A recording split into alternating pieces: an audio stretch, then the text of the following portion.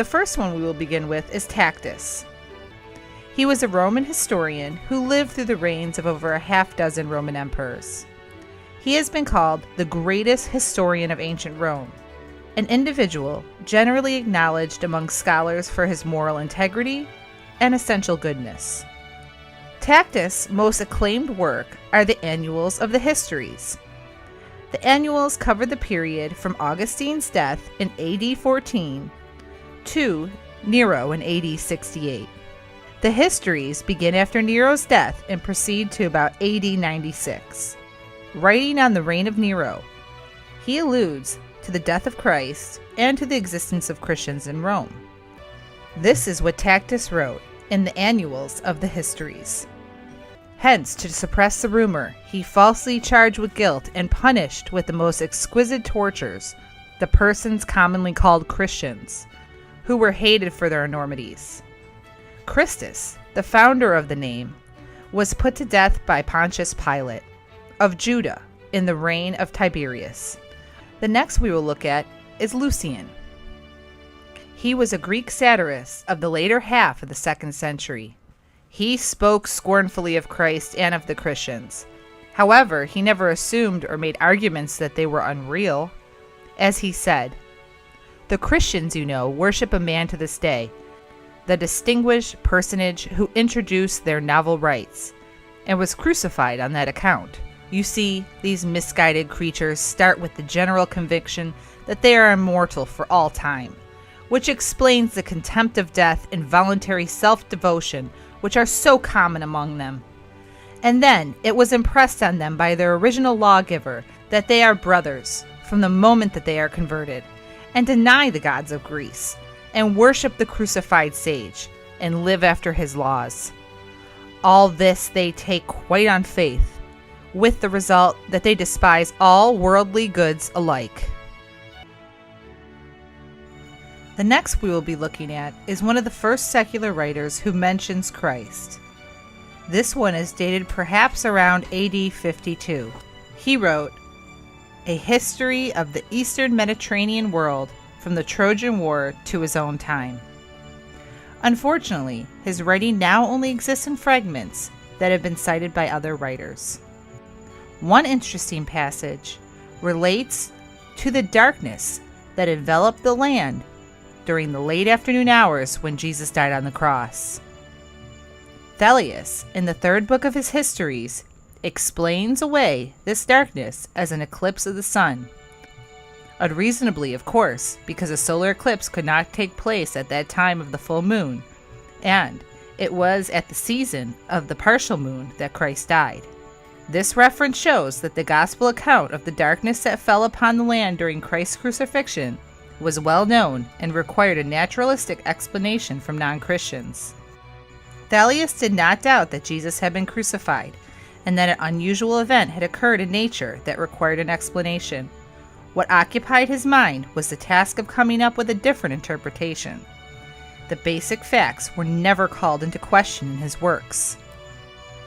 The first one we will look at is the Babylonian Talmud. It has been taught on the eve of Passover that they hanged Jesus, and an announcer went out in front of him for 40 days saying, "He is going to be stoned because he practiced sorcery and enticed and led Israel astray. Anyone who knows anything in his favor, let him come and plead in his behalf." But not having found anything in his favor, they hanged him on the eve of Passover. This text clearly affirms the historic nature of Jesus and his death. It also affirms that the Jewish authorities were involved in the sentencing, but it tries to justify their actions. In a backhanded way, it even testifies to Jesus' miracles. But it attempts to explain them away as a work of a sorcerer or magician. And now we move to the very controversial and much talked about testimony of Josephus. Josephus was born in 37 or 38 AD and died after 100 AD. He was a Jewish aristocrat, a priestly politician, a not-so-eager commander of the rebel troops in Galilee during the first Jewish revolt in Rome, a tricky turncoat, a Jewish historian in the pay of the emperors, and a supposed Pharisee. He was captured in 67. He served the Romans as mediator and interpreter during the rest of the revolt. Brought to Rome, he composed two great works: the Jewish War, written in early 70s, and the much longer Jewish Antiquities, finished around 93 or 94. Josephus became part of the emperor's inner circle. He was given the emperor's name as his Roman name. Josephus was his Jewish name. In the Jewish Antiquities, a passage occurs, "Now there was about this time Jesus, a wise man, for he was a doer of wonderful works, a teacher of such men as received the truth with pleasure. He drew over to him both many of the Jews and many of the Gentiles. And when Pilate, at the suggestion of the principal men among us, had condemned him to the cross, those that loved him at first did not forsake him. And the tribe of Christians so named after him are not extinct to this day."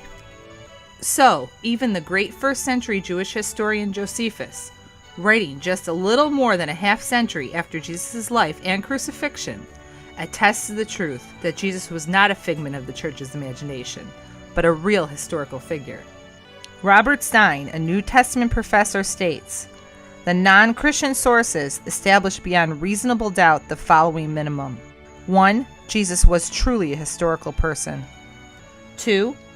Jesus lived in Palestine in the 1st century of our era. 3. The Jewish leadership was involved in the death of Jesus. 4. Jesus was crucified by the Romans under the governorship of Pontius Pilate. And 5. Jesus' ministry was associated with wonder." A professor of history at Miami University asserts that we have more and better historical documentation for Jesus than any other religious founder. Even if we did not have the New Testament of Christian writings, we would be able to conclude from such non-Christian writings as Josephus, the Talmud, Tacitus, and Pliny the Younger that 1. Jesus was a Jewish teacher. 2. Many people believed that he performed healings and exorcisms. 3. He was rejected by Jewish leaders. 4. He was crucified under Pontius Pilate in the reign of Tiberius. 5. Despite his death, his followers, who believed that he was still alive, spread beyond Palestine so that there were multitudes of them in Rome by AD 64. And 6. All kinds of people from the cities and the countryside, men and women, slave and free, worshipped him as God by the beginning of the 2nd century.